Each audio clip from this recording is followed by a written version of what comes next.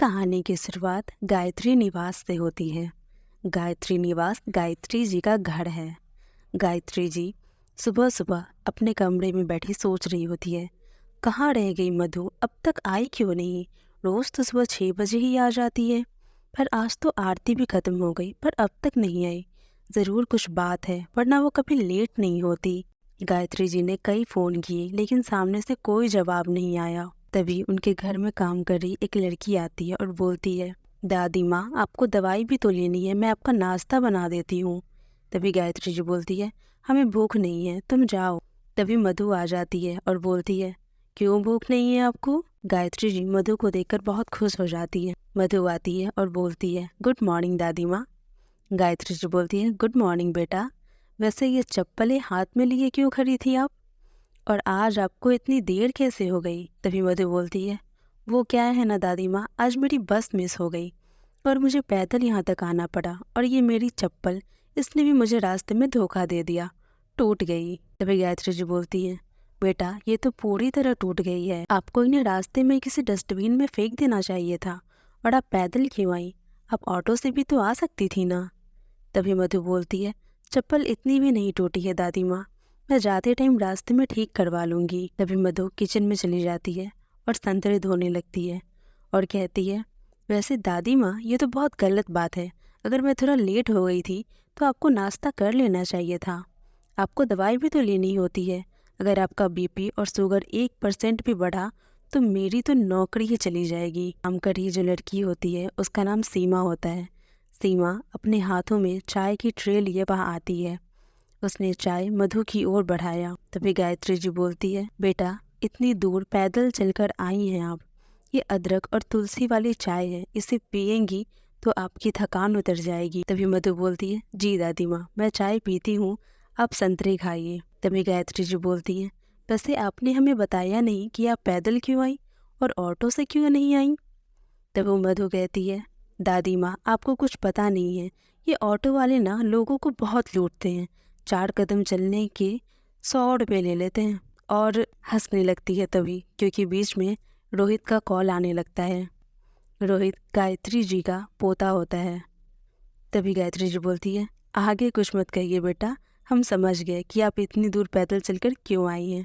तभी गायत्री जी वो कॉल उठाती हैं और बोलती हैं, रोहित बेटा।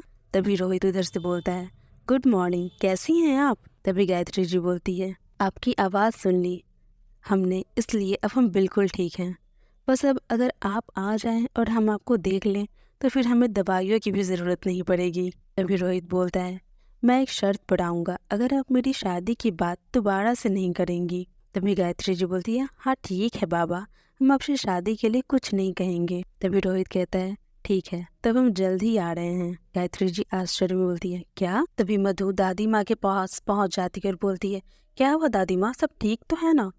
गायत्री जी के चिल्लाने से मधु चाय का कप छोड़कर गायत्री जी की तरफ भागती है। रोहित कॉल पर दादी माँ से बोलता है, दादी माँ आपके पीछे से जो आवाज़ आई वो उसी लड़की मधु की है ना, जो आपका ख्याल रखती है और जिनके नाम की माला आजकल आप दिन भर जपती रहती हैं। तभी गायत्री जी बोलती है, हाँ ये वही है।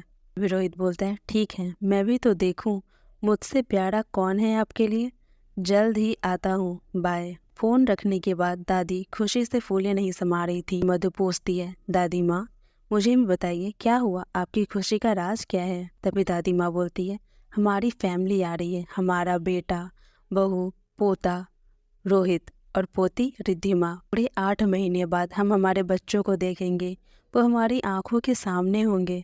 मधु आप हमारे साथ खजराना गणेश मंदिर चलेंगी, हमें भगवान का शुक्रिया अदा करना है। तभी मधु बोलती है, ज़रूर चलूँगी दादी माँ, पर पहले आप नाश्ता करेंगी, फिर अपनी दवाई लेंगी और फिर हम दोनों मंदिर चलेंगे, ठीक है। तभी गायत्री जी सोचती है, रोहित बेटा अब हम आपसे आपकी शादी को लेकर कोई बात नहीं करेंगे, क्योंकि अब आप खुद हमसे आकर कहेंगे कि आप शादी करना चाहते हैं। गायत्री जी मधु को देखकर मन ही मन ख्याली पुलाव बनाने लगी। मधु काम कर रही थी, तभी उसकी माँ का फ़ोन आता है। मधु फ़ोन उठाती है और बोलती है, जी माँ। अभी उसकी माँ गुस्से में बोलती है, कितनी बार कहा है कि मैं तेरी माँ नहीं हूँ, मुझे माँ मत कहा कर। अपनी सौतेली माँ की कड़वी बोली सुनकर मधु का मुंह उतर जाता है। उसकी माँ बोलती है, मैंने ये कहने के लिए फ़ोन किया है कि कल तेरे पापा को चेकअप के लिए हॉस्पिटल लेकर जाना है और अबीर के कॉलेज की फ़ीस भी कल ही भरनी है। तभी मधु बोलती है, जी मुझे याद है, आप चिंता मत करिए, आज पहली तारीख है, मैं पैसे ले आऊँगी। इतना कहते ही उसकी सौतेली माँ ने उसका फ़ोन काट दिया। तभी मधु की आंखों में आंसू आ जाते हैं। वो सोचती है, मुझे तो लगा था कि जब मैं घर से निकली थी तब आप सो रही थी, इसलिए आपने मुझे जन्मदिन की बधाई देने के लिए फ़ोन किया है। लेकिन फिर मधु उदास हो जाती है और चुपचाप बैठ जाती है। अपनी सौतेली माँ की कड़वी बोली सुनकर मधु के चेहरे की उदासी और बढ़ गई, पर उसने खुद को संभाला और ट्रे उठाकर गायत्री के कमरे में चली गई। तभी वो वहाँ पहुँचती है और बोलती है, दादी माँ ये लीजिए आपका नाश्ता और जल्दी से दवाई खा लीजिए। तभी गायत्री जी के फ़ोन पर किसी का फ़ोन आ रहा होता है। गायत्री जी को नाश्ता देते ही मधु के फ़ोन पर भी कॉल आने लगता है। मधु कॉल उठाती है। तभी उसकी दोस्त फ़ोन करते हुए बोलती है, हैप्पी बर्थडे मेरी जान। तभी मधु बोलती है, मुझे पता था कि मेरी बेस्ट फ्रेंड मेरा बर्थडे कभी नहीं भूल सकती, थैंक यू मीरा। तभी गायत्री जी बोलती है, मधु आज आपका जन्मदिन है बेटा। तभी मधु बोलती है, जी दादी माँ। तभी उधर से मीरा बोलती है, चल अब जल्दी से अपने काम से छुट्टी ले, मैं तुझे लेने आ रही हूँ। तू तो अपना बर्थडे कभी नहीं मनाएगी, इसलिए हर बार की तरह इस बार भी तेरे बर्थडे की ट्रीट मेरी तरफ से। तभी मधु बोलती है, कुछ प्लान करने से पहले एक बार मुझसे पूछ तो लेती, तू जानती है ना कि मैं नहीं आ सकती, और अगर माँ को पता चला तो वो बहुत नाराज हो जाएंगी। मीरा गुस्सा जाती है और बोलती है, तेरी माँ तो तुझसे हमेशा ही नाराज रहती है, एक दिन और सही, अब ये ड्रामा बंद कर, क्योंकि मैं बस वहाँ पहुँच ही रही हूँ, समझी तू। तभी मधु बोलती है, मीरा तू समझ क्यों नहीं रही है, मैं सच में तेरे साथ नहीं आ सकती। मधु ने इतना कहा ही था कि गायत्री ने मधु से उसका फ़ोन छीन लिया। गायत्री जी मीरा को बोलती हैं, बेटा हम बोल रहे हैं गायत्री देवी, मधु आपके साथ ज़रूर जाएगी। तभी मीरा बोलती है, थैंक यू दादी माँ, आप बहुत अच्छी हैं। तभी गायत्री जी बोलती है, थैंक यू तो हमें कहना चाहिए, जो आपने हमें ये बताया कि आज मधु का जन्मदिन है, वरना इन्होंने तो हमें बताना ज़रूरी नहीं समझा कि ये आज के दिन इस दुनिया में आई थी। तभी मीरा कहती है, दादी माँ मधु को उसका जन्मदिन मनाना पसंद ही नहीं है, शायद इसलिए उसने आपको बताया नहीं। तभी गायत्री जी बोलती है, अब हम फ़ोन रखते हैं, आप जल्दी से आ जाइए, हमने मधु को छुट्टी दे दी है। तभी मीरा कहती है, थैंक यू दादी माँ, मैं बस 1 मिनट में पहुँच जाऊंगी। फ़ोन काटते ही गायत्री जी ने मधु को खूब आशीर्वाद दिया। उन्होंने मधु का आशीर्वाद देते हुए कहा, जन्मदिन बहुत बहुत मुबारक हो बेटा, भगवान आपका दामन खुशियों से भर दे, एक ऐसा राजकुमार आपके लिए भेज दे जो आपसे बहुत प्यार करे और आपको अपनी पलकों पर बैठा कर रखे। गायत्री जी की बात सुनकर मधु इमोशनल हो जाती है और उसने गायत्री जी को गले लगा लिया और बोली, थैंक यू दादी माँ, लेकिन अगर मैं मीरा के साथ चली गई तो फिर आप खजराना मंदिर किसके साथ जाएंगी। भी गायत्री जी बोलती है, मंदिर तो हम आपके साथ ही जाएंगे, पर आज नहीं परसों, क्योंकि परसों बुधवार है, बुधवार के दिन बप्पा के दर्शन करना शुभ होता है, इसलिए आप खुशी से अपनी सहेली के साथ जाइए और अपना बर्थडे सेलिब्रेट कीजिए। मधु के आते ही मीरा उसे कसकर गले लगाती है और उसे कार में बैठाती है। दोनों दोस्त बहुत खुश होते हैं। तभी मीरा मधु से कहती है, मधु पीछे की सीट पर एक बॉक्स रखा है, उसे उठा। मधु बोलती है, अरे गिफ्ट, इसमें क्या है। तभी मीरा बोलती है, खोल तो सही। मधु गिफ्ट खोलती है, वो देखती है नई सैंडल। मीरा बोलती है, जी हाँ, क्योंकि तुझे तो नजर आया नहीं था कि तेरी चप्पल अपनी आखिरी सांसें ले रही है और कभी भी तुझे धोखा दे सकती है, पर मुझे दिखाई दे चुका था, इसलिए कल ही तेरे लिए खरीदी है, कैसी है। तभी मधु बोलती है, सैंडल बहुत अच्छी है, लेकिन इसकी क्या ज़रूरत थी, पहले ही बहुत एहसान है तेरे मुझ पर और बहुत सारा कर्ज भी, पता नहीं तेरे 20,000 रुपये कब और कैसे चुकाऊंगी।